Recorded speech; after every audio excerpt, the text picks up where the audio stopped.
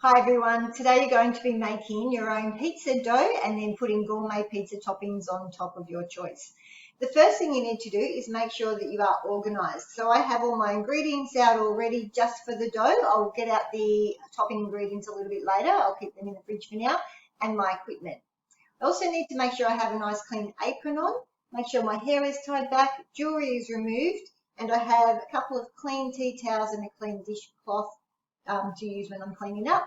And of course, my hands need to be washed 20 seconds, hot soapy water. Make sure you go up into your wrist and around and in between your fingers. Do a really good job of washing your hands. In this recipe, you're going to learn how to use yeast and how to get the best fermentation and growth out of your yeast so you end up with a nice light pizza dough. To start off with, you need 1 1/4 cups of warm water from the kitchen sink. Just make sure it's nice and warm. It should be nice and hot like a warm bath, but not too hot.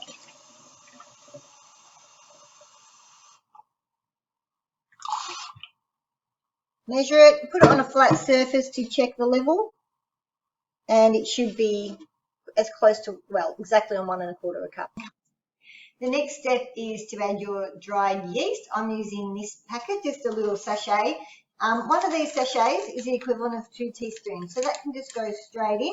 Don't need to measure it out. Or if you don't have one of these, just 2 teaspoons of dried yeast.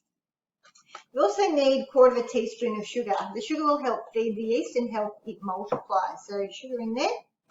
And then I'm just going to stir that together. And we need to let that sit for 10 minutes so that the yeast can start to bud. Now what happens is the mother cell of a yeast starts to grow like a little nodule on it, and that then grows and grows and grows until it separates out. Then you have a mother and a daughter cell. As you see this ferment, you'll see that little bubbles will start to rise. So what happens is carbon dioxide starts to get released, and that will create a nice and airy pizza dough a bit later. I'll let that sit and I'll be back soon. And check this out. You can see here, this is all the fermentation that has occurred, the bubbles that have been created from the yeast multiplying. Pretty amazing that after 10 minutes, that's how quickly it can multiply. I need 3 cups of flour. I'm using baker's flour, but normal plain flour will work just as well. So dip your cup into the mixture, level it off, and into a sieve and into a large bowl. Do that 3 times. Then when you're sifting, put your hand to the side and just lightly tap until all the flour gets sifted through. So sifting adds air. It also removes any lumps. Make sure your flour is nice and clean too. Well in the center, and you just add the yeast all at once. I might give the yeast a little bit of a stir around.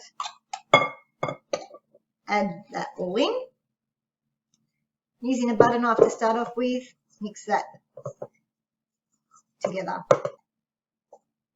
You also need to add 1/4 teaspoon of salt. Basically what that does is it restricts the yeast from multiplying anymore. It'll still multiply, but just sort of slows it down a bit. So just tipping the dough onto the bench. Use a scraper to scrape out the bowl. Bring it together. And then when you knead, there's a very particular technique I want you to try and use. Fold it over, press it down, then 1/4 turn. Now you'll see it's all crumbly a bit at the start, but by doing this it'll bring it together. Fold it over, push it down, 1/4 turn. Fold it over, push it down, 1/4 turn. And you do this for 10 minutes. You can see how after only a couple of folds, it's already coming to a dough. And so you just keep repeating that. Set a timer so that you can keep track of how long this takes. So I've been kneading for 5 minutes now, and you can see the dough is getting really nice and smooth. I'm going to keep going, and what's happening here is the protein in flour, which is called gluten, is getting stretched and straightened, and that's going to create the air pockets in the dough a little bit later when it's cooking.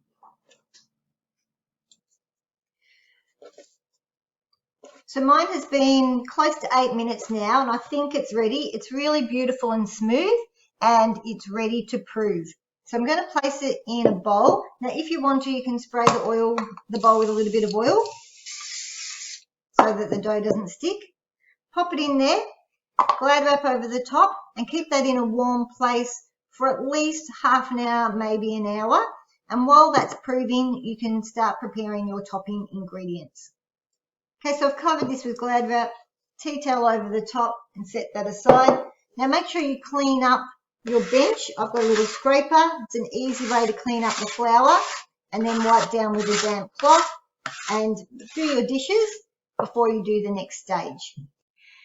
Okay, now I'm going to start preparing my topping ingredients. Now for my family, what I've done is I've gone to my fridge and collected out everything that I think could be used on a pizza. Now you guys have pre-ordered or pre-planned what you wanted, but if you have anything else in your fridge, grab it out and use it up, and ask family members what they would like on their pizza. So I'm going to chop up all of this into dices or into small pieces, ready to sprinkle on top of the pizza dough. Okay, I'm going to start off with my mushroom and just into nice little strips like that. Next, I'll do the capsicum. I've washed it, and I'm just going to slice off a little bit off the edge. Now you'll see there's all seeds in there, so I will just remove those and slice it and dice it one way, then back the other way. Keep your fingers curled under. Always use a chopping board, and be very careful with your knife. Next, I'm going to chop up the fresh chili. Again, I've washed it, trim off the end, slice it down the middle. Now, if you like it really hot, you can leave the seeds in or just remove the seeds. Now, be very careful when you're cutting up chili that you wash your hands afterwards and you don't touch your eyes or face or anything, because it will burn. Strips one way, nice and fine if you can, then back the other, and a nice fine dice. If you want to use pineapple, with the tin, you'll notice there's a ring pull on the top. Get underneath it with your fingers and pull it back until you hear it click. Then spin the tin around, get your finger in there and pull it very, very carefully. Extremely sharp, so don't touch those edges. Then I just have a little bowl and a strainer. Tip it out, and then that's ready to either chop up smaller or just use as it is. The pineapple juice, feel free to drink it. I also have Kalamata olives. The ones I have are pre-sliced, but if yours are not, you just need to slice them up or dice them up however you like. If you want to use onion and garlic, you can put it on raw. I prefer cooked onion though, so I'm going to slice mine up, take the end off, cut it in half, remove that brown skin,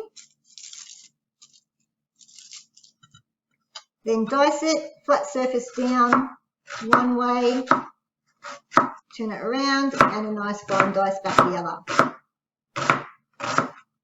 You can cook that on a low heat with a little bit of oil in the fry pan till it's nice and translucent and soft, or you can just use as is. The garlic, trim off the end, remove the skin, and I would cook this with the onion. Using a microplane grater, or you can dice it up finely or just crush it however you normally would. Sharp tap to get it off. That's ready for the fry pan. Next, I have a range of meat. I have some ham here, some bacon, there's some salami, two different types here as well. To cut them up, I'm just going to slice it one way. You can bunch it all together so it's a bit quicker, and then back this way. For the bacon, I'm going to remove the rind and some of the fat, fold it in half, and again, and same thing, slice it one way, turn it around and dice it the other. Okay, so my onion has cooked with my garlic there. Add the bacon to it, and I'll just cook that on a medium to low heat for 2 to 3 minutes until it's cooked. My onion and bacon is ready now, so I'm just going to transfer that into a bowl and set that aside till I'm ready to sprinkle it on my pizza dough. Next I have my cheese. I'm using a pre-grated pizza cheese, which is basically a combination of tasty cheese and mozzarella, or you could grate your own, totally up to you. I also have some bocconcini. Slice it up to place on top, or you can tear it, break it with your fingers.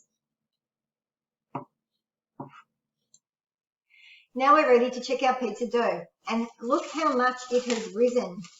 The yeast has really gone crazy. It's stuck a little bit to my Glad wrap, but that doesn't matter too much. Just peel that off. Okay, and check this out. It's really light and airy. Pull it away from the sides. And as you can see, I've cleaned my bench space, and we can pop it down there. I'll need a little bit of flour to sprinkle.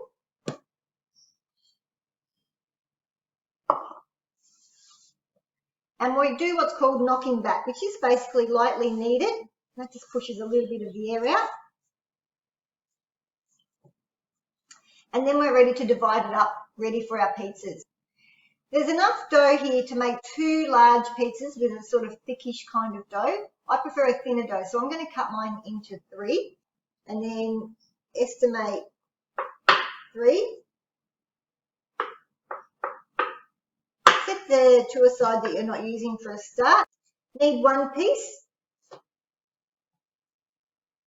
so that it's back into a ball. I have 2 trays here. One, I have a pizza tray. I'm not going to put baking paper on this tray because I know if I spray it with a bit of oil and put my pizza dough on there, it'll be fine. This other tray, it's not as good, so I'm going to roll out my pizza dough and put it directly on there. If you don't have a rolling pin, you can just use an oil can or something instead. Roll it out by starting from the middle, and you just spin it round until it's as big as you can to fit your tray. If your rolling pin is sticking to your pizza dough, you can sprinkle a little bit of flour on top, which is what I had to do. Put a spray oil on your pan, then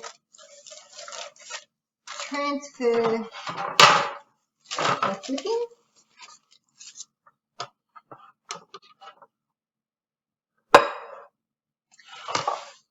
And then just using your hands, just press out the dough to stretch it to the edges. I'm using just some passata for my base. You can use tomato paste. You can use even like a barbecue sauce or a HP sauce if you like, normal tomato paste. Put it on, then just using the back of a spoon, spread that out. Then with clean hands, just pop on whatever toppings you like. So this pizza is going to be for my son, and he likes a bit of everything. So I'm going to put pretty much everything on his. There's some ham. He also wants some salami. I'm going to give him some capsicum, some olives, some mushrooms. So lots of different colours. Now this is an awesome alternative to buying takeaway pizza. Much healthier for you. You can have exactly on there what you want. I'm going to give him some bocconcini. I'll give him the onion, garlic and bacon mixture as well. Just sprinkle that across. Some pizza cheese on top to finish off. The pizza cheese will melt through it and go all the way to the bottom. My oven has been preheating to 230 degrees now for about 15-20 minutes. This now goes into the oven and it will need to cook for about 20 minutes. Keep an eye on it though. Your oven might be slightly different to mine or to the ones we have at school. So just make sure the cheese is melted and it's nice and crispy, ready to eat. Okay, it's just come out of the oven. I've just put a little bit of HP sauce over the top of it. I'm going to slide it onto a chopping board, and using a knife, you can just cut it up. Mine actually ended up taking about 15 minutes in the oven, so it won't need as long as the recipe indicates. So again, just check your oven. Enjoy.